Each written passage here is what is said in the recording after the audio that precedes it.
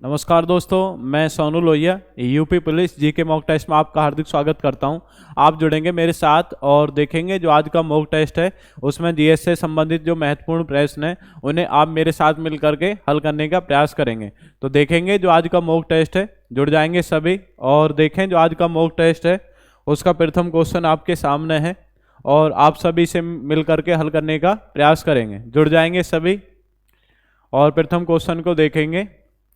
प्रथम क्वेश्चन है, बोल्ड कुरुक्षेत्र सैन्य अभ्यास आयोजित किया जाता है। चार ऑप्शन आपके सामने, भारत व जापान, भारत व सिंगापुर, भारत व चीन, भारत व थाईलैंड। इनमें से आपको बताना है कि बोल्ड कुरुक्षेत्र सैन्य अभ्यास किन दो देशों के बीच आयोजित होता है। बताएंगे सभी, कमेंट करेंगे, बताएंगे सभी कमेंट करके। बोल्ड कुरुक्षेत्र, जी बोल्ड कुरुक्षेत्र सैन्य अभ्यास ये दो देश हैं, एक कौन है, भारत, और दूसरा देश कौन सा आपका, सिंगापुर। इन दो देशों के बीच आयोजित होता है और इस सैन्य अभ्यास को क्या बोलते हैं, बोल्ड कुरुक्षेत्र सैन्य अभ्यास। भारत और जापान के बीच पूछ रहा है तो आप पढ़ते हैं धर्म गार्जियन। कौन सा सैन्य अभ्यास है, धर्म गार्जियन। तो धर्म गार्डियन सैन्य अभ्यास ये किन दो देशों के बीच होता है, धर्म गार्डियन होता है आपका किन दो देशों के बीच, भारत व जापान। नेक्स्ट है, एक आप पढ़ते हैं कौन सा है, एक आपने पढ़ा होगा हैंड इन हैंड। क्या है, hand in hand. Hand in hand सैन्य अभ्यास ये किन दो देशों के बीच होता है, ये होता है भारत और चीन, हैंड इन हैंड। और आप पढ़ते हैं इंडो थाई। क्या है, इंडो थाई। इंडो थाई सैन्य अभ्यास ये किन दो देशों के बीच होता है, इंडो थाई। इंडो थाई याद रखेंगे, भारत व थाईलैंड के बीच आपका आयोजित होता है। आप पढ़ते हैं जैसे कैपिटल में से भी क्वेश्चन आपके आ जाते हैं, थाईलैंड। थाईलैंड की कैपिटल क्या है, तो आप याद रखेंगे थाईलैंड की कैपिटल क्या है, बैंकॉक। क्या है, बैंकॉक। चीन की कैपिटल आपसे पूछ रहा है, चीन की कैपिटल क्या है, चीन की कैपिटल क्या है जी, बीजिंग। क्या है चीन की कैपिटल, बीजिंग। आपसे पूछे सिंगापुर की क्या है, सिंगापुर की सिंगापुर ही है। जापान की आपसे पूछे, जापान की कैपिटल क्या है, जापान की कैपिटल क्या है, टोक्यो। इतना इसमें और याद रखेंगे, जापान की कैपिटल क्या है, टोक्यो। और सर्वाधिक जनसंख्या वाला शहर पूछे कौन सा आपका, टोक्यो। आगे बढ़ते हैं। नेक्स्ट, कीनन स्टेडियम कहाँ पर स्थित है। कीनन स्टेडियम आपसे पूछा है, कीनन स्टेडियम राउरकेला, भुवनेश्वर, लुधियाना, जमशेदपुर। आपको बताना है कीनन स्टेडियम आपका कहाँ पर स्थित है। बताएंगे सभी, कमेंट करके बताएं कीनन स्टेडियम। कीनन स्टेडियम आपका कहाँ पर है, ये आपका जमशेदपुर में स्थित है। कहाँ पर है, जमशेदपुर में स्थित है आपका कीनन स्टेडियम। कीनन स्टेडियम कहाँ पर है, जमशेदपुर में। आप पढ़ते हैं जी कौन सा, आपने पढ़ा होगा गुरु नानक स्टेडियम। कौन सा स्टेडियम है, गुरु नानक स्टेडियम, जो आपका हॉकी से संबंधित है। गुरु नानक स्टेडियम ये कहाँ से, गुरु नानक स्टेडियम ये कहाँ पर आपका, लुधियाना में। कहाँ पर, लुधियाना। आपने पढ़ा होगा कौन सा, आपने पढ़ा होगा कलिंगा स्टेडियम या कलिंग स्टेडियम। आप पढ़ते हैं कलिंग स्टेडियम, अगर आपसे पूछा जा रहा है कलिंग स्टेडियम कहाँ पर है, कलिंग स्टेडियम आपका कहाँ पर, आपका भुवनेश्वर में। आपने पढ़ा होगा बिरसा मुंडा, ये किससे संबंधित है, ये हॉकी से संबंधित है। आपने पढ़ा होगा बिरसा मुंडा स्टेडियम। बिरसा मुंडा स्टेडियम कहाँ पर है, ये आपका राउरकेला में स्थित है। कहां पर आपका, राउरकेला। कीनन यहां से पूछा था, कीनन स्टेडियम अगर आपसे पूछा गया है तो कीनन आप याद रखेंगे जमशेदपुर। और जमशेदपुर कहां पर आपका, झारखंड में स्थित शहर कौन सा आपका, जमशेदपुर। क्लियर हो गया जी। आगे बढ़ते हैं, नेक्स्ट क्वेश्चन देखते हैं। नेक्स्ट क्वेश्चन क्या है, नेक्स्ट क्वेश्चन है क्रिकेट खेल में बल्ले की लंबाई सामान्य तौर पर सेंटीमीटर में कितनी होती है। तो आप बताएंगे 90 सेंटीमीटर होती है, 95 सेंटीमीटर होती है, 97 सेंटीमीटर होती है, 100 सेंटीमीटर होती है। बताएं क्रिकेट खेल में बल्ले की लंबाई सामान्य तौर पर कितने सेंटीमीटर होती है। इसका सही आंसर क्या होगा, इसका सही आंसर होगा आपका 97 सेंटीमीटर। कितनी होती है, 97 सेंटीमीटर। अगर आपसे पूछा जाए जो क्रिकेट पिच होती है, क्रिकेट पिच की जो आपकी लंबाई है, अगर मीटर में पूछा जा रहा है कितनी होती है, पेपर में आपका पूछा भी गया है, तो क्रिकेट पिच की जो आपकी लंबाई है तो आप याद रखेंगे कितने मीटर होती है, तो इसे आप याद रखें 20.12 मीटर। कितनी होती है, 20.12 मीटर, यानी 20.12 मीटर आप बोलेंगे इसे, 20.12 मीटर इसकी आपकी लंबाई होती है क्रिकेट पिच की। तो ये भी ध्यान रखना आपको, क्रिकेट पिच की लंबाई अगर आपसे पूछ रहा है 20.12 मीटर इसकी आपकी लंबाई होती है। क्लियर हो गया जी। आगे बढ़ते हैं, नेक्स्ट क्वेश्चन देखेंगे। नेक्स्ट क्वेश्चन आपका क्या है, नेक्स्ट है चोरा चोरी कांड धारित होने के बाद, चोरा चोरी कांड घटित है, घटित होने के बाद, धरित नहीं है, घटित होने के बाद गांधी जी ने किस स्थान पर कांग्रेस की मीटिंग बुलाकर असहयोग आंदोलन वापस लिया था। पहले पढ़ते हैं चोरा चोरी कांड। चोरा चोरी कांड आपने पढ़ा होगा, ये कब घटित हुआ था? ये घटित हुआ था 5 फरवरी 1922। 5 फरवरी 1922 को कौन से जिले में घटित हुआ था? ये गोरखपुर जिले में घटित हुआ था। कौन से जिले में? आपका गोरखपुर जिले में घटित हुआ था 5 फरवरी 1922। एक बार देख लेंगे, 5 फरवरी 1922 को कौन से जिले में घटित हुआ था? ये गोरखपुर जिले में घटित हुआ था। कौन से जिले में? आपका जिला आप याद रखेंगे कौन सा है? गोरखपुर जिला। और गोरखपुर जिला कहाँ पड़ता है? ये पड़ता है आपका उत्तर प्रदेश में। तो यहाँ पे असहयोग आंदोलनकारी थे जो चोरा चोरी नामक स्थान है, यहाँ से ऐसे अपना मार्च निकाल रहे थे असहयोग आंदोलनकारी। और उसके बाद में क्या है, जो आपकी यहाँ की थाने की पुलिस थी चोरा चोरी की, उन दोनों के बीच में आपका झगड़ा हो गया। और झगड़ा होने के बाद में इतना झगड़ा बढ़ गया कि जो आपके पुलिस वाले हैं, पुलिस वालों को जो आपका थानों के सहित जो आपके थाना था उसी में आपका जो असहयोग आंदोलनकारी थे उन्होंने आग लगा दी। और आग लगाने के बाद में 21 सिपाही, क्या है आपका 21 सिपाही और एक थानेदार की जलकर इसमें मृत्यु हो गई। पूरे थाने में आग लगा दी कि जो आपके असहयोग आंदोलनकारी थे, तो 21 सिपाही और एक थानेदार की इसमें जलकर आपकी मृत्यु हो गई। टोटल कितने लोगों की मृत्यु हो गई? 22 लोगों की आपकी मृत्यु हो गई। तो इस घटना को क्या बोलते हैं? चोरा चोरी कांड। तो चोरा चोरी कांड 5 फरवरी 1922 को घटित हुआ गोरखपुर में। और इसी घटना के कारण इसके 7 दिन बाद कब? 12 फरवरी 1922 को 12 फरवरी 1922 को गांधी जी ने कौन सा आंदोलन? आपका गांधी जी ने जो असहयोग आंदोलन चला था 1920 में, असहयोग आंदोलन गांधी जी ने आपका वापस ले लिया। अब वापस लेने की जो घोषणा है ये कहाँ पे की थी गांधी जी ने? ये की थी आपकी बारदौली में। कहाँ पे की थी? बारदौली में आपकी की थी। बारदौली में कांग्रेस कार्य समिति की मीटिंग बुलाई और 12 फरवरी 1922 को ये घोषणा कर दी कि असहयोग आंदोलन वापस लिया जाता है। क्या वापस लिया जाता है? असहयोग आंदोलन वापस लिया जाता है। इसी घटना के कारण गांधी जी को कितने वर्ष की सजा सुनाई गई? ये भी ध्यान रखेंगे, 6 वर्ष की सजा सुनाई गई। और 6 वर्ष की जो सजा है ये आप याद रखें, अहमदाबाद। क्या है? अहमदाबाद आपका जो शहर है गुजरात में, अहमदाबाद के जो सेशन जज था, सेशन जज का नाम क्या था? ब्रूमफील्ड। ब्रूमफील्ड। तो आप याद रखेंगे किस जज ने 6 वर्ष की सजा सुनाई, उसका नाम भी आप याद रखेंगे। ब्रूमफील्ड ने 6 वर्ष की सजा सुनाई। कितने वर्ष की? आपकी 6 वर्ष की सजा सुनाई ब्रूमफील्ड ने। और आपने पढ़ा होगा 6 वर्ष की सजा सुना करके लेकिन बाद में गांधी जी बीमार हो जाते हैं और लगभग 2 वर्ष बाद गांधी जी को जेल से रिहा कर दिया जाता है। तो ये आपने पढ़ा है कि किस आंदोलन, जो आपका जो असहयोग आंदोलन है, किस मीटिंग में आपका वापस लिया था? तो बारदौली मीटिंग में वापस लिया था। वापस किसने लिया था? वापस लिया था आपका महात्मा गांधी ने। आगे बढ़ते हैं। हड़प्पा सभ्यता में निम्नलिखित तो किस लिपि का प्रयोग किया जाता था? आपको बताएं। वर्णात्मक, चित्रात्मक, ध्वनि बोधक, शब्दांश, इनमें से आप बताएं। हड़प्पा सभ्यता आप पढ़ते हैं, हड़प्पा सभ्यता या हड़प्पा सभ्यता, या आप इसके लिए एक शब्द देते हैं सिंधु सभ्यता। क्या है? सिंधु सभ्यता या हड़प्पा, क्योंकि सिंधु नदी के आसपास का जो भूभाग है वहाँ पे इसका विकास हुआ है। सिंधु सभ्यता इसलिए इसका नाम रखते हैं। तो सिंधु सभ्यता आप पढ़ते हैं। 1921 में इसकी जो खोज है किसने की थी? दयाराम साहनी ने की थी। किसने की थी? आपकी दयाराम साहनी ने इसकी खोज की थी। क्लियर हो गया? जो आपका हड़प्पा सभ्यता है, हड़प्पा सभ्यता का अगर आपसे विस्तार पूछा जाता है, विस्तार में आप याद रखेंगे विस्तार। विस्तार आपका तो पूर्वी स्थल कौन सा है? पूर्वी स्थल कौन सा हड़प्पा सभ्यता का? पूर्वी स्थल कौन सा है? आलमगीरपुर। कौन सा? आपका आलमगीरपुर। आलमगीरपुर कहाँ पर? आपका मेरठ में है। मेरठ में कौन सी नदी के किनारे? हिंडन नदी के किनारे। कौन सी नदी के किनारे? हिंडन नदी के किनारे। पश्चिमी स्थल कौन सा है? पश्चिमी स्थल याद रखेंगे सुतकांगेडोर। कौन सा स्थल है? सुतकांगेडोर। सुतकांगेडोर कहाँ पर? आपका सुतकांगेडोर आप याद रखेंगे कहाँ पर है? बलूचिस्तान। कहाँ पर है? बलूचिस्तान। और बलूचिस्तान कहाँ पर है? पाकिस्तान में। और कौन सी नदी के किनारे? नदी आप याद रखेंगे कौन सी नदी है? दासक नदी। कौन सी नदी है? दासक नदी।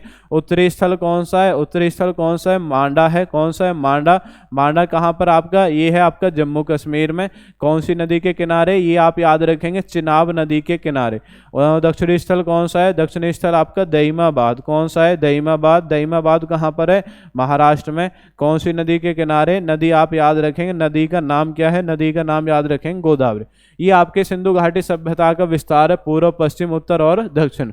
सिंधु घाटी सभ्यता की खोज किसने की थी? 1921 में किसने की थी? दयाराम साहा ने। क्लियर हो गया। अब यहाँ पे लिपि पूछिए, लिपि, लिपि आपसे याद रखना है। लिपि कैसी थी? लिपि आप याद रखें, सिंधु घाटी सभ्यता की जो आपकी लिपि थी तो वो थी भाव चित्रात्मक। कैसी लिपि थी? भाव चित्रात्मक, यानी चित्र के माध्यम से आपका भाव दर्शा करके उस लिपि का हम प्रयोग करते। जैसे अब ये देवनागरी लिपि आप इस तरीके से पढ़ रहे हैं, तो उस समय कैसी थी? भाव चित्रात्मक लिपि थी आपकी। क्लियर हो गया। और आपसे पूछे सिंधु सभ्यता का जो आपका समाज था वो कैसा था? समाज अगर आपसे पूछा जा रहा है ये कैसा समाज था आपका? मात्र सत्तात्मक। समाज कैसा था? समाज भी आप याद रखेंगे, समाज कैसा था? मात्र सत्तात्मक। और पूजनीय, आपसे पूछे पूजनीय क्या था आपका? सबसे पूजनीय क्या था? तो सबसे पूजनीय आप याद रखेंगे जो आपका कोबड़ वाला जो आपका सांड है, ठीक है। कौन सा पशु पूजनीय था? तो पूजनीय पशु कौन सा था आपका? कोबड़ वाला सांड। कौन सा था आपका? कोबड़ वाला सांड। ये भी ध्यान रखेंगे। आपसे पूछा जाए सिंधु घाटी सभ्यता का विश्व में सबसे बड़ा स्थल कौन सा है? विश्व में सबसे बड़ा स्थल कौन सा है? मोहनजोदड़ो। मोहनजोदड़ो कहाँ पर आपका? पाकिस्तान में स्थित है। मृतकों का टीला किसे कहा जाता है? मृतकों का टीला आपसे पूछा जाएगा मोहनजोदड़ो। विशाल अन्नागार कहाँ से मिला है? मोहनजोदड़ो से। विशाल अन्नागार कहाँ से मिला है? मोहनजोदड़ो से। क्लियर हो गया। और भारत में सबसे बड़ा स्थल कौन सा है? राखीगढ़ी। राखीगढ़ी कहाँ पर है? राखीगढ़ी आपका कहाँ पर है? हरियाणा। और बहुत सारे क्वेश्चन है कि सिंधु घाटी सभ्यता का बंदरगाह नगर कौन सा है? लोथल है। और अन्य क्वेश्चन बनते, लेकिन यहाँ पे मॉक कर रहे हैं तो ये थोड़ा सा आप जानकारी इतना याद रखेंगे। आगे बढ़ते हैं। तो लिपि अगर आपसे पूछा है तो लिपि आप याद रखेंगे कौन सी लिपि है? चित्रात्मक या भाव चित्रात्मक इसका पूरा नाम है। क्लियर हुआ। आगे बढ़ते हैं जी। हुमायूं नामा को किसने लिखा था? ऑप्शन है गुलबदन बेगम, अर्जुबंद बानो, जहारा, रोशन आरा। हुमायूं नामा पढ़ा होगा, हुमायूं नामा। तो हुमायूं नामा किसके द्वारा लिखी गई थी? हुमायूं नामा हुमायूं की सौतेली बहन थी, इसका नाम क्या था? गुलबदन बेगम। तो गुलबदन बेगम के द्वारा हुमायूं नामा पुस्तक की रचना की गई थी। क्लियर हुआ। आगे बढ़ते हैं, नेक्स्ट क्वेश्चन देखते हैं। नेक्स्ट, मुगल कालीन मनसबदारी व्यवस्था संबंधित थी। मुगल कालीन मनसबदारी व्यवस्था न्याय से, व्यापार से, सैनिक प्रशासन से या धार्मिक मामलों से। मनसबदारी प्रथा की अगर आपसे बात करें तो मनसबदारी प्रथा की शुरुआत ये 1575 में की गई। और 1575 में किसके द्वारा की गई थी? अकबर के द्वारा इसकी शुरुआत की गई थी। 1575 में इसकी शुरुआत किसने की? अकबर ने इसकी शुरुआत की थी। इसमें क्या होता था? मनसबदार क्या था? एक पद था, एक पद या आप बोलेंगे एक ओहदा था, एक पद या ओहदा। और ये किससे संबंधित था? ये सैनिक प्रशासन से संबंधित था। किससे संबंधित था? सैनिक प्रशासन से संबंधित था। एक पद या ओहदा होता था। और इसकी जो शुरुआत है ये किस शासक के द्वारा की गई थी? अकबर के द्वारा की गई थी। तो आंसर क्या हो जाएगा? आंसर हो जाएगा आपका सैनिक प्रशासन से। किससे था? सैनिक प्रशासन। नेक्स्ट क्वेश्चन है, शिवाजी के शासन में थे अष्ट अध्यक्ष, अष्ट सचिव, अष्ट प्रमुख, अष्ट प्रधान। बताएंगे शिवाजी के शासन काल में। शिवाजी आप पढ़ते हैं, मराठा साम्राज्य के शासक कौन? आपके शिवाजी। मराठा साम्राज्य के जो संस्थापक है वो भी कौन? आपके शिवाजी। आपने पढ़ा होगा शिवाजी ने कौन सी उपाधि धारण की थी? छत्रपति। कौन सी उपाधि धारण की थी? छत्रपति। और आप पढ़ते हैं इसी में शिवाजी में आपने पढ़ा होगा, शिवाजी में आप पढ़ते हैं जो शिवाजी के शासन काल में एक संधि हुई थी और संधि का नाम क्या है? पुरंदर की संधि। पुरंदर की संधि किस वर्ष हुई थी? पुरंदर की संधि आप याद रखेंगे किस वर्ष हुई थी? 1665 में हुई थी। किस वर्ष हुई? 1665 में। 35 दुर्ग में से कितने? 23 दुर्ग। 35 में से कितने आपके? 23 दुर्ग शिवाजी किसको सौंप देता है? औरंगजेब को सौंप देता है। किसको सौंप देता है? औरंगजेब को सौंप देता है। क्लियर हो गया। तो याद रखेंगे पुरंदर की संधि। अब इसमें आपने पढ़ा है छत्रपति, आपने पढ़ लिया छत्रपति की उपाधि किसने धारण की? शिवाजी ने। और एक और याद रखेंगे, छापा मार युद्ध नीति का जनक कौन है? छापा मार युद्ध नीति। छापा मार युद्ध नीति का जनक भी कौन है? शिवाजी। अब अष्टप्रधान मंत्रिमंडल किसके शासन काल को कहा जाता है? शिवाजी के शासन काल को अष्टप्रधान मंत्रिमंडल के नाम से जाना जाता है। नेक्स्ट है, महलवाड़ी व्यवस्था संबंधित है शिक्षा से, भू राजस्व से, सामुदायिक स्वास्थ्य से और व्यापार से। बताएंगे महलवाड़ी व्यवस्था। महलवाड़ी व्यवस्था ये लगभग हम कह सकते हैं कि 1833 में इसकी शुरुआत मानी जाती है। वैसे पहले से आपकी चल रही थी और 1820 भी आप पढ़ते हैं, लेकिन जो वास्तव में शुरुआत है 1833 में इसकी शुरुआत हुई। और शुरुआत आप याद रखेंगे यूपी, एमपी और एक आप याद रखेंगे जो राज्य है यूपी, एमपी और पंजाब। इन 3 राज्यों में इसका विस्तार रहा, यूपी, एमपी और पंजाब। और इसका जो आपका जनक है वो किसे माना जाता है, मैकेंजी को माना जाता है। जनक किसको माना जाता है, मैकेंजी को माना जाता है। इसमें क्या है, इसमें जो आपका गांव है, गांव को माना गया महाल। क्या माना गया, महाल। और महाल पर एक व्यक्ति यानी नंबरदार आप बोलते हैं, क्या बोलते हैं, लंबरदार। लंबरदार उसे बोलते हैं, लंबरदार। लंबरदार की नियुक्ति कर दी गई और उससे कहा दिया गया कि यहाँ पे जितने भी आपकी फसल का उत्पादन होगा वो आपकी जिम्मेदारी है कि आप उसे ग्रहण करेंगे। कौन ग्रहण करेगा, आपका लंबरदार ग्रहण करेगा। तो इसी व्यवस्था को हमने क्या नाम दिया, इसी व्यवस्था को हमने नाम दिया महाल। लेकिन ये ज़्यादा समय तक नहीं चल पाई और ये आपकी फेल साबित हुई। लेकिन क्वेश्चन तो बनता है कि महालवाड़ी व्यवस्था किससे संबंधित है, तो आप याद रखें किससे संबंधित है, भू राजस्व से। भू राजस्व से आपने दो और पढ़ा होगा, एक आप पढ़ते हैं स्थायी बंदोबस्त। कौन सा है, स्थायी बंदोबस्त। स्थायी बंदोबस्त आप पढ़ते हैं कि स्थायी बंदोबस्त किसने शुरू किया था, या स्थायी बंदोबस्त का जनक कौन है, लॉर्ड कॉर्नवालिस। लॉर्ड कॉर्नवालिस ने शुरू की और ये भारत के पूर्वी क्षेत्र, भारत के पूर्वी क्षेत्र यहाँ पे आपकी लागू हुई। लागू में आपके कौन कौन से क्षेत्र हैं, तो ये भी आपको याद रखने हैं, बंगाल, बिहार और उड़ीसा। कौन कौन से क्षेत्र हैं, बंगाल, बिहार और उड़ीसा। इन क्षेत्रों पर आपकी लागू की गई स्थायी बंदोबस्त। स्थायी बंदोबस्त बंगाल, बिहार और उड़ीसा। स्थायी बंदोबस्त में आपने पढ़ा होगा उपज का 90% भाग कंपनी का होता था और 10% जो भाग है वो किसका होता था, वो होता था जमींदार का। किसका होता था, जमींदार का। भूमि का मालिक कौन माना गया इसमें, जमींदार। जबकि आपने एक और व्यवस्था पढ़ी होगी, व्यवस्था का जो आपने पढ़ी है, कौन सी व्यवस्था, रैयतवाड़ी व्यवस्था। कौन सी व्यवस्था है, रैयतवाड़ी व्यवस्था। तो रैयतवाड़ी व्यवस्था भारत में दक्षिण में लागू की गई और दक्षिण में कहाँ पे, मद्रास। और मद्रास के कौन से जिले से शुरू की गई थी, 12 महल। कौन से जिले से शुरू की गई, 12 महल। रैयतवाड़ी व्यवस्था का आपने पढ़ा होगा, इसमें उपज का 50% भाग किसका होता था, कंपनी का, और 50% भाग किसका होता था, किसान का। कंपनी का 50% और 50% किसका होता था, किसान का। लेकिन इसमें भूमि का मालिक कौन माना गया, किसान। रैयतवाड़ी व्यवस्था का जनक आपने पढ़ा होगा, किसे माना जाता है, तो इसमें रैयतवाड़ी व्यवस्था का जनक है कर्नल लीड। और दूसरा व्यक्ति आप याद रखेंगे, इस व्यक्ति का नाम क्या है, थॉमस मुनरो। कर्नल लीड और कौन, आपका थॉमस मुनरो। इन्हें रैयतवाड़ी व्यवस्था का जनक कहा जाता है। क्लियर हो गया। तो महालवाड़ी हो गया, स्थायी बंदोबस्त हो गया और रैयतवाड़ी हो गया। ये सब आपकी जो व्यवस्थाएं किससे संबंधित है, ये संबंधित है भू राजस्व से। क्लियर हुआ, तो इनको याद रखेंगे आप। आगे बढ़ते हैं, नेक्स्ट क्वेश्चन देखते हैं।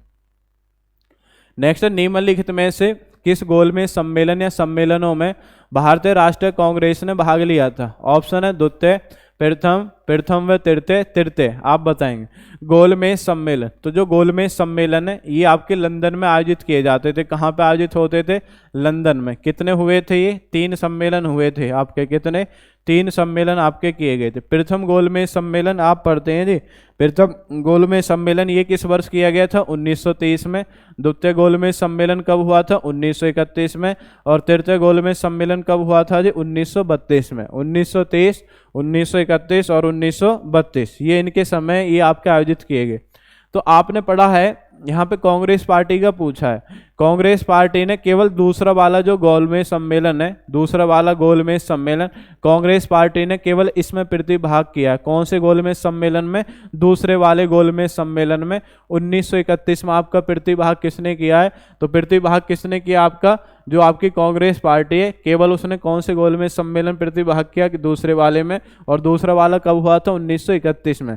पहला वाला 1930 में हो गया, तीसरा वाला 1932 में हुआ। और आप पढ़ते हैं तीनों गोलमेज सम्मेलन के समय ब्रिटेन का प्रधानमंत्री कौन था, तो इसका नाम भी आप याद रखेंगे। इसका नाम क्या था, रैमजे मैकडोनाल्ड। क्या नाम था, रैमजे मैकडोनाल्ड। आपसे पूछा जाए तीनों गोलमेज सम्मेलन में प्रतिभाग करने वाले भारतीय नेता, तो इसमें 3 व्यक्ति हैं। एक कौन है, एक तो है डॉक्टर भीमराव अंबेडकर। कौन है, डॉक्टर भीमराव अंबेडकर, इनका नाम आप याद रखेंगे। एक कौन है जी, एक आप याद रखेंगे, इसी में डॉक्टर भीमराव अंबेडकर हो गया। एक आप याद रखेंगे बीकानेर। बीकानेर के महाराज कौन थे, आप पूरा लिख लेंगे। बीकानेर रियासत के महाराज थे, बीकानेर। बीकानेर रियासत के महाराज कौन थे, इनका नाम क्या था, इनका नाम था गंगा सिंह। बीकानेर रियासत के महाराज, बीकानेर रियासत के महाराज, बीकानेर रियासत के महाराज कौन थे आपके, गंगा सिंह। क्या नाम है आपका, गंगा सिंह। क्या नाम है आपका, गंगा सिंह। कौन है आपका, तो आप याद रखेंगे तीनों गोलमेज सम्मेलन में प्रतिभाग करने वाले जो भारतीय नेता है, तो आपने पढ़ा है डॉक्टर भीमराव अंबेडकर हैं। बीकानेर रियासत के महाराज कौन आपके, गंगा सिंह। इनको आपको याद रखना है। इसी में आपको याद रखना है, एक और व्यक्ति हैं जो आपके तीनों गोलमेज सम्मेलन में जिसने प्रतिभाग किया, और उस व्यक्ति का नाम आपको बताना है। बताएंगे सभी, कमेंट करके बताएं कि एक और आपका व्यक्ति है जो आप पढ़ते हैं, बताएंगे सभी, कमेंट करके बताएं। एक और व्यक्ति है, उन व्यक्ति का नाम बताएंगे जी। एक और व्यक्ति कौन है? एक और व्यक्ति कौन है? तेज बहादुर सप्रू। इनका नाम भी आपको याद रखना है। ये तीनों व्यक्ति आपको याद रखने हैं। तेज बहादुर सप्रू, टीबी सप्रू आप पढ़ते हैं तो आपने पढ़ा होगा डॉक्टर भीमराव अंबेडकर, ज़्यादातर बुक में आपको मिल जाता है। तेज बहादुर सप्रू भी आपको मिल जाएगा, लेकिन ये आपको मुश्किल मिलेगा। जो बीकानेर रियासत के महाराज थे गंगा सिंह, ये बड़ा मुश्किल मिलता है। तो इन तीनों व्यक्तियों को याद रखना है कि तीनों गोलमेज सम्मेलन में प्रतिभाग करने वाले भारतीय नेता डॉक्टर भीमराव अंबेडकर, बीकानेर रियासत के महाराजा गंगा सिंह और तेज बहादुर सप्रू। और तीनों गोलमेज सम्मेलन के समय अगर आपसे पूछा जाए ब्रिटेन का पीएम कौन था, ब्रिटेन का पीएम, तो ब्रिटेन का पीएम आप याद रखेंगे कौन था जी? ब्रिटेन का पीएम था रैमजे मैकडोनाल्ड। क्लियर हो गया? ये ध्यान रखेंगे। गोलमेज सम्मेलन, तो आपने पढ़ा है कि गोलमेज सम्मेलन में राष्ट्रीय कांग्रेस ने प्रतिभाग किया, तो आपको याद रखना है द्वितीय गोलमेज सम्मेलन में 1931 में, वो भी आपका जो गांधी इरविन समझौता हुआ था, तो उसके माध्यम से कांग्रेस ने आपका प्रतिभाग किया था। आगे बढ़ते हैं। नेक्स्ट है federation of Indian chambers of commerce and industries, FICCI बोल देते हैं शॉर्ट में, FICCI, फिक्की बोल दिया जाता है शॉर्ट में इसको, फिक्की। फिक्की की जो आपकी स्थापना है ये किस वर्ष की गई? 1937 में, 1923 में, 1920 में, 1927 में, इनमें से आपको बताना। फिक्की की स्थापना 1927 में की गई थी, और 1927 में किस व्यक्ति ने की थी? व्यक्ति का नाम आप याद रखेंगे, घनश्याम दास बिड़ला। किस व्यक्ति ने की थी? घनश्याम दास बिड़ला के द्वारा फिक्की की आपकी स्थापना की गई। किसकी स्थापना की गई थी? फिक्की की स्थापना घनश्याम दास बिड़ला के द्वारा।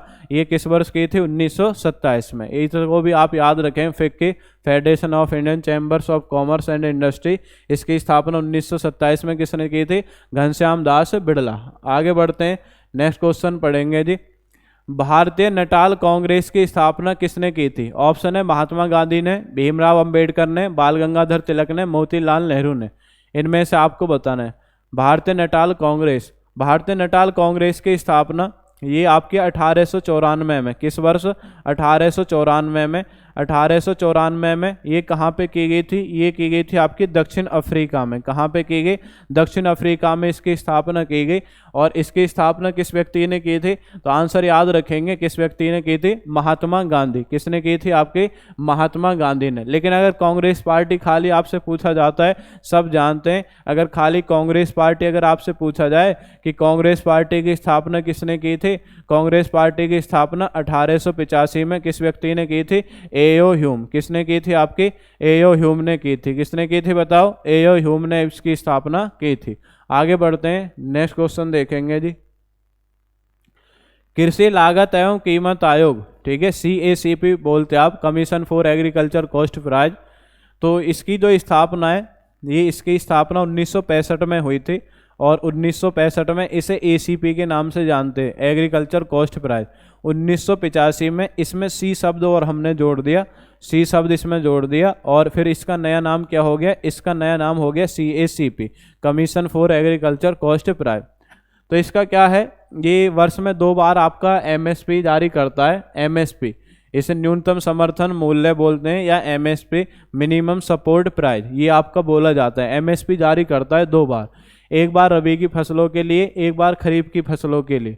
तो ये 2 बार जारी करता है। तो आपसे पूछा है कि जो न्यूनतम समर्थन मूल्य है ये कितने आपकी फसलों के लिए जारी किया जाता है? 20 फसलों के लिए, 22 के लिए, 23 के लिए, 25 के लिए, इनमें से आपको बताना है। तो ये आपको याद रखना है, ये कितनी फसलों के लिए जारी किया जाता है? 23 फसलों के लिए जारी किया जाता है न्यूनतम समर्थन मूल्य। क्लियर हो गया? आगे बढ़ते हैं, नेक्स्ट क्वेश्चन देखते हैं जी। नेक्स्ट है, भारत के निम्नलिखित स्थानों हट्टी, कोलार और रामगिरी में कौन सी धातु आपकी मिलती है? बताएंगे सभी। एल्यूमिनियम, तांबा, चांदी, सोना। तो कोलार और हट्टी आप पढ़ते हैं, कोलार गोल्ड फील्ड, इसके ऊपर मूवी भी है KGF, तो KGF कोलार के ऊपर ही है, कोलार गोल्ड फील्ड। और ये आपको याद रखना है, ये कौन से राज्य से संबंधित है, ये कर्नाटक राज्य से संबंधित है। कौन सा राज्य? कर्नाटक। तो ये आपको याद रखना है। यहाँ पे कौन सी धातु का उत्पादन होता है? सोने का उत्पादन होता है। कौन सी धातु का उत्पादन होता है? सोने का उत्पादन होता है। कौन सी धातु? आपके सोना। क्लियर हो गया। आगे बढ़ते हैं, नेक्स्ट क्वेश्चन देखते हैं। नेक्स्ट है, किस ग्रंथ में अवतारवाद की चर्चा की गई है? ऐत्रेय ब्राह्मण में, कौशितकी उपनिषद में, मनुस्मृति में, या भगवत गीता में? अवतारवाद, तो अवतार के बारे में कौन से आपके ग्रंथ में मिलता है? इसका सही आंसर क्या होगा? इसका सही आंसर होगा आपका भगवत गीता में। किसमें मिलता है? आपका भगवत गीता। क्लियर हुआ। आगे बढ़ते हैं, नेक्स्ट क्वेश्चन देखते हैं जी। नेक्स्ट है, निम्नलिखित में से किसके लिए तूतिए हिंद या तोता ए हिंद जो आपका शब्द है वो प्रयोग किया जाता है? जियाउद्दीन बर्नी, अमीर खुसरो, याहिया बिन अहमद सरहिंदी, या शहाबुद्दीन अहमद? इनमें से आपको बताना है किसके लिए आपका प्रयोग किया जाता है। तोता ए हिंद या तूतिए हिंद किसे कहा जाता है? तो इसका सही आंसर क्या होगा? इसका सही आंसर होगा आपका अमीर खुसरो। क्या है? अमीर खुसरो। आपने पढ़ा होगा एक पुस्तक, कौन सी है पुस्तक? आप पढ़ते हैं तुगलकनामा। कौन सी पुस्तक है? तुगलकनामा। तो तुगलकनामा पुस्तक के लेखक कौन है? तुगलकनामा पुस्तक के पढ़ते हैं आप, कौन है? अमीर खुसरो। तुगलकनामा पुस्तक के लेखक कौन है? अमीर खुसरो। नेक्स्ट है, आपको इसमें बताना है कि मौर्यों के समय समाहर्ता का कार्य क्या होता था। तो जो आपका मौर्य साम्राज्य है, मौर्य साम्राज्य में से आपसे क्वेश्चन पूछा है कि यह एक सैनिक अधिकारी था, वह कोष विभाग का अधिकारी था, वह एक न्यायिक अधिकारी था, वह राजस्व संग्रह करता था।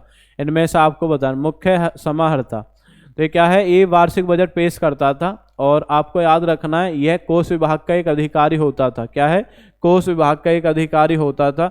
क्या होता था आपका? कोष विभाग का अधिकारी होता था। मौर्य आपने पढ़ा होगा, मौर्य वंश का संस्थापक कौन था? मौर्य वंश का संस्थापक आप पढ़ते हैं कौन था? चंद्रगुप्त मौर्य। कौन था मौर्य वंश का संस्थापक? चंद्रगुप्त मौर्य। और इसी के शासनकाल में भारत आने वाला प्रथम विदेशी यात्री भी आप पढ़ते हैं, कौन है? मैगस्थनीज। और मैगस्थनीज ने कौन सी पुस्तक लिखी है? मैगस्थनीज ने आपकी कौन सी पुस्तक लिखी है? इंडिका। इतना भी आप इसमें याद रखें। क्लियर हो गया। कोष विभाग का आपका अधिकारी था। नेक्स्ट है, अखिल भारतीय महिला सभा की स्थापना किस वर्ष हुई? 1905, 1920, 1927, 1930? इनमें से आप बताएंगे। अखिल भारतीय महिला सभा ऐसे आपको बताना है। तो इसका सही आंसर होगा, इसका सही आंसर होगा 1927। क्या है? 1927। मॉक टेस्ट अगर आपको अच्छा लगा हो तो एक बार आप चैनल को लाइक करेंगे अवश्य जी। आगे बढ़ते हैं, जो इस मॉक टेस्ट के 2 क्वेश्चन और आपके अवशेष हैं उन्हें और आप देख लेते हैं। नेक्स्ट, आर्थिक दृष्टि से भारत में सर्वाधिक महत्वपूर्ण शैल है। इस 17 यहाँ पे गलत लिखा हुआ है, इसका कोई मतलब नहीं है। यहाँ पे आपको बताना है भारत में आर्थिक दृष्टि से सबसे महत्वपूर्ण शैल कौन सी है, मतलब वो कौन सी शैल है जो सबसे ज़्यादा आपकी महंगी है। यहाँ पे आपको बताना है वो कौन सी शैल है। तो गोंडवाना शैल है, धारवाड़ शैल है, विंध्यन शैल है, कडप्पा शैल है, आपको बताना है। तो इसमें जो सही आंसर होगा, सही आंसर क्या होगा? सही आंसर होगा धारवाड़ शैल। धारवाड़ शैल ये कहाँ पे मिलेगी? ये मिलेगी आपको कर्नाटक में। कहाँ पे? कर्नाटक में। और धारवाड़ शैल से ही हम कौन सी धातु प्राप्त करते हैं? सोना। इसलिए आपका आर्थिक दृष्टि से सबसे ज़्यादा जो महत्वपूर्ण आपका वो कौन सी? धारवाड़ शैल। आपसे पढ़ा होगा कोयला उत्पादन के लिए, क्या है? कोयला उत्पादन के लिए कौन सी शैल प्रसिद्ध है? कोयला उत्पादन के लिए गोंडवाना शैल। कौन सी? आपके गोंडवाना शैल। और भारत में सबसे ज़्यादा जो कोयला है वो कौन सी शैल मिलता है? गोंडवाना शैल। गोंडवाना शैल का जो विस्तार है, तो आप इसमें याद रखेंगे इसका विस्तार कितने राज्यों में? विशेष तौर पे 4 राज्य हैं, जैसे छत्तीसगढ़ है, उड़ीसा है, बिहार है, और कौन सा आपका? पश्चिम बंगाल है। इसमें आपका विस्तार इसमें मिलेगा। ठीक है, बिहार है, मतलब बिहार भी आप बोलेंगे, एक आप झारखंड, और कुछ तरीके से जो इसका विस्तार है वो कहाँ पे मिलेगा? पश्चिम बंगाल में। तो ये आपके 5 राज्य प्रमुख रूप से जहाँ पे इसका विस्तार मिलेगा, बिहार, झारखंड, छत्तीसगढ़, उड़ीसा और क्या है? पश्चिम बंगाल। यहाँ पे इसका विस्तार मिलेगा गोंडवाना शैल। और सबसे ज़्यादा कौन सी धातु यहाँ पे होती, मतलब यहाँ पे कौन सा पदार्थ होता है? कोयला। कोयला कार्बन का अपरूप है। किसका अपरूप है? कार्बन का अपरूप है। सबसे अच्छा कोयला कौन सा होता है? सबसे अच्छा कोयला कौन सा होता है सर्वोत्तम वैरायटी का? तो ये कौन सा होता है? ये होता है एंथ्रेसाइट। कौन सा होता है? एंथ्रेसाइट। और निम्न प्रकार का अगर आपसे पूछे सबसे निम्न प्रकार का कौन सा होता है? सबसे निम्न प्रकार का होता है पीट। कौन होता है आपका? पीट। क्लियर हो गया जी। आगे बढ़ते हैं, नेक्स्ट क्वेश्चन देखते हैं, और आज के मॉक टेस्ट का लास्ट क्वेश्चन होगा। नेक्स्ट, किस आयु तक सर्वोच्च न्यायालय के न्यायाधीश कार्य कर सकते हैं? ऑप्शन है 62 वर्ष, ऑप्शन है 68 वर्ष, ऑप्शन है 65 वर्ष, ऑप्शन है 70 वर्ष। सर्वोच्च न्यायालय के न्यायाधीश, सर्वोच्च न्यायालय के न्यायाधीश, तो सर्वोच्च न्यायालय के जो न्यायाधीश होते हैं इनकी जो रिटायर आयु होती है वो कितनी होती है? 65 वर्ष होती है। कितने वर्ष होती है आपके? 65 वर्ष होती है। कितनी होती है बताओ? 65 वर्ष। और अगर आपसे पूछे उच्च न्यायालय के कितनी होती है, जो हाई कोर्ट होते हैं, हाई कोर्ट के न्यायाधीश की जो रिटायर आयु है वो कितनी होती है? वो होती है आपकी 62 वर्ष। कितनी होती है? 62 वर्ष। सुप्रीम कोर्ट में अगर आपसे पूछा जा रहा है सुप्रीम कोर्ट में कितनी होती है? 65 वर्ष। सर्वोच्च न्यायालय का गठन और संरचना किस आर्टिकल में मिलती है? 124 मिलती है। वर्तमान में जो सर्वोच्च न्यायालय ये हमने किस अधिनियम के माध्यम से? 1935 अधिनियम के माध्यम से 1937 में किस नाम से स्थापित किया था? ये हमने स्थापित किया था फेडरल कोर्ट। किस नाम से आपका? फेडरल कोर्ट, या हिंदी में क्या बोलते हैं? हिंदी में बोलते हैं संघीय न्यायालय। संघीय न्यायालय के नाम से हमने स्थापित किया था। लेकिन आप पढ़ते हैं कि 28 जनवरी 1950, क्या है? 28 जनवरी 1950 में इसका नया नाम क्या कर दिया गया था? इसका नया नाम कर दिया गया था सुप्रीम कोर्ट। क्या नाम कर दिया गया था? Supreme court. क्लियर हो गया? तो आंसर आप याद रखेंगे क्या है आपका? 65 वर्ष। क्या है आपका? 65 वर्ष। क्लियर हो गया जी। तो ये आज का मॉक टेस्ट था। अगर मॉक टेस्ट आपको अच्छा लगा हो तो एक बार चैनल को लाइक करेंगे और इसी के साथ सब्सक्राइब करेंगे, और इसी के साथ मैं आपसे विदाई लेता हूँ। धन्यवाद। जय हिंद, जय भारत।